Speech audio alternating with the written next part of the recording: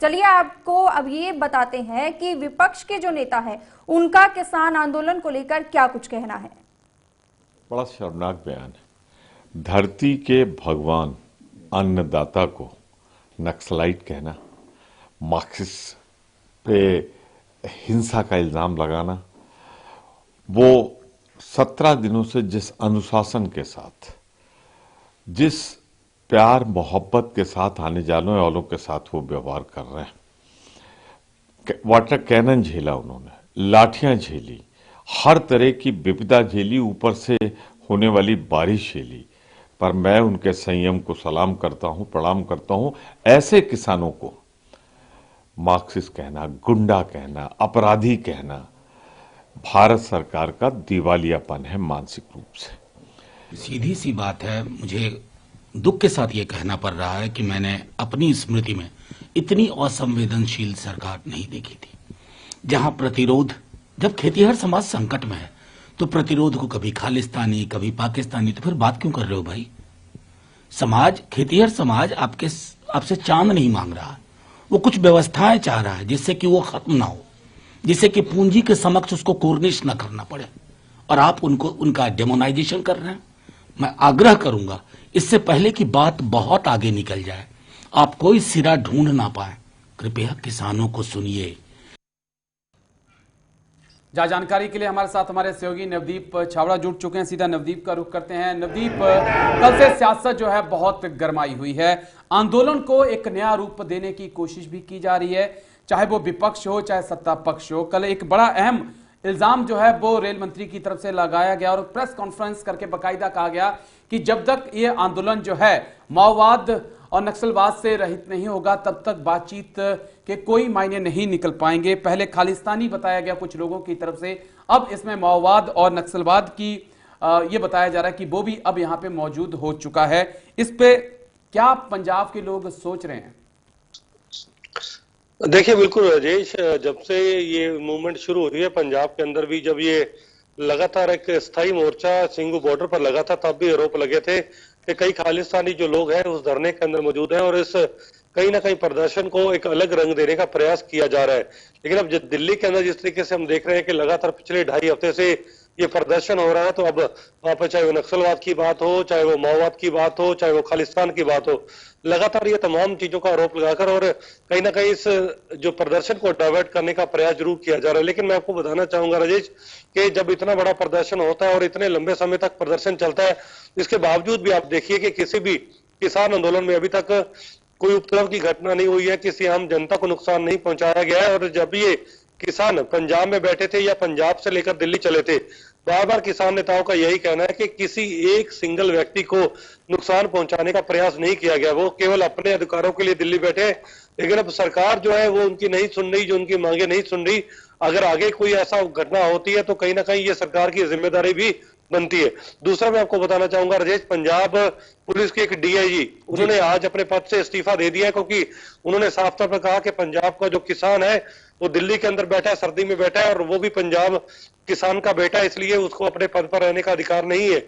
यानी कि ये पहली ऐसी घटना है कि जब इससे बड़े आंदोलन के अंदर किसी पंजाब पुलिस के अंदर बहुत बड़े पद, यानी कि डीआईजी का पद, समझ सकते हैं कि कितना बड़ा पद वो रहता है, उन्होंने आज अपने पद से इस्तीफा दे दिया। और पंजाब पुलिस के जो डीजीपी जेल है, उन्होंने इस बात का पुष्टि कर दी है कि डीआईजी जेल का जो इस्तीफा उनको मिला है, उन्होंने रेजिग्नेशन भेजा। हालांकि स्वीकार अभी किया जाएगा या नहीं किया जाएगा ये बात की बात है, लेकिन उन्होंने अपना इस्तीफा देते हुए ये साफ कर दिया कि वो दिल्ली जा रहे हैं और दिल्ली जाकर वो किसानों का समर्थन करेंगे। दूसरी ओर पंजाब से लगातार किसानों को जाना जारी है और कल 14 तारीख की जहां तक बात है राजेश, पूरे पंजाब के अंदर कल भी प्रदर्शन करने का जो कार्यक्रम है वो तय किया गया है।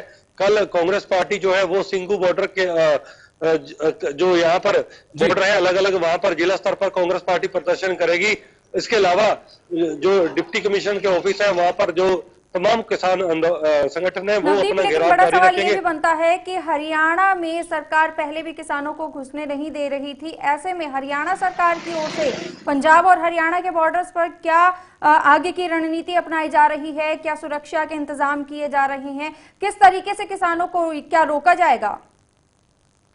देखिए, जो अभी किसान दिल्ली जा रहे हैं अभी तक उनको यहाँ पे नहीं रोका जा रहा, उसका कारण साफ है कि दिल्ली के अंदर किसान अब बड़ी संख्या में पहुंच चुका है और अब उनको हरियाणा में रोकने का कोई मतलब नहीं है। पहले जरूर प्रयास किए गए थे जब 26 और 27 तारीख को किसान यहां से निकले थे, लेकिन अब वहां पर बैरिकेडिंग नहीं। हाँ, जहां पर सुरक्षा का सवाल है, जैसे किसानों ने ऐलान किया था कि वो टोल प्लाजा बंद करेंगे या फिर मॉल्स वगैरह बंद करेंगे, तो वहां पर जरूर बड़ी संख्या में सुरक्षा कर्मचारी को तैनाती की गई है ताकि किसी भी तरीके से कोई उपद्रवी या कोई गैर सामाजिक तत्व वहां पर कोई शरारती अंसर मौके का फायदा उठाकर कोई राजनीति की बात की जाए, जिस तरीके से बयानबाजी सामने आ रही है, तो क्या कहना क्या कहें इस चीज को कि किसानों पर राजनीति हो रही है या किसान राजनीति का शिकार हो रहे हैं? देखिए, बिल्कुल राजनीति, हालांकि अगर मैं मंच की बात करूं, किसानों ने अभी तक राजनेताओं को अपने मंच से दूर रखा है, लेकिन अपने अपने स्तर पर तमाम जो पार्टियां हैं वो इस मामले पर राजनीति जरूर कर रही हैं। और यही कारण है कि कांग्रेस, कल जो किसानों ने प्रदर्शन का ऐलान किया, तो कांग्रेस ने भी पैरेलल 14 तारीख को पूरे पंजाब के अंदर प्रदर्शन करने का ऐलान किया और कल ये भी वो ऐलान करेंगे कि पूरे पंजाब के अंदर बड़ी रैलियां जो हैं वो भी किसानों के पक्ष में की जाएंगी। ये कल कांग्रेस पार्टी ऐलान करेगी, क्योंकि पंजाब के अंदर ये जो महीना है वो काफी धार्मिक रूप से काफी महत्वपूर्ण माना जाता है। चारों साहिबजादों की शहीदी का ये दिहाड़ा होता है और यही कारण है कि अलग अलग धार्मिक समागम बड़ी जगह पर पंजाब के अंदर समागम हो रहे हैं और ऐसे समागमों के अंदर बड़ी संख्या के अंदर संगत आम लोग इकट्ठा होते हैं।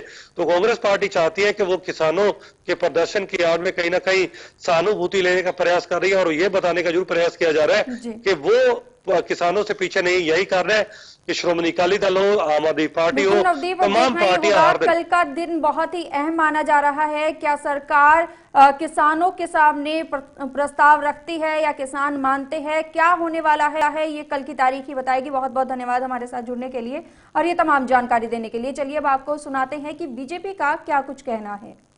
काल में रिकॉर्ड एमएसपी के जरिए भुगतान हुआ है, रबी के भी और खरीफ की भी फसलों का। अब सवाल यहां ये पैदा होता है, जब सारी चीजें सरकार मान रही है, सरकार सारी चीजों पे जो है वो सहमत है, जो उस वक्त हमारे किसान भाइयों ने बात की थी, तो अब सवाल यहां कंफ्यूजन का खड़ा कहां होता है?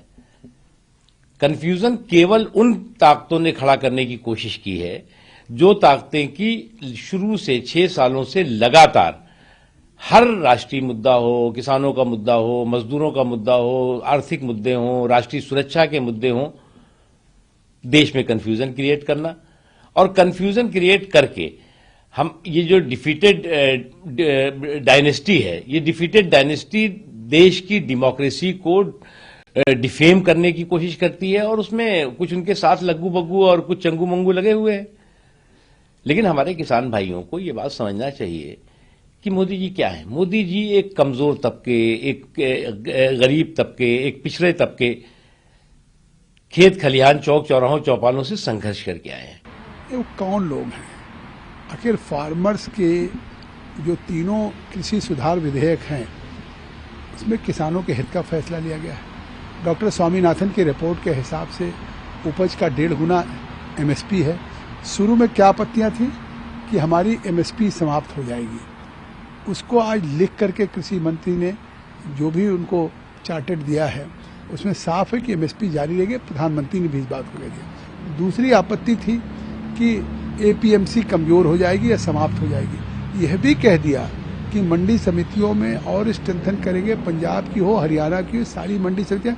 हमने किसान को ऑप्शन दिया है कि अगर मंडी से बाहर भी बेचना चाहें, ई नाम में हमने पूरे देश की सारी मार्केट को एक कर दिया है, तो किसान अपने को जहां भी उसको अधिक लाभ मिले वो बेच सकता है।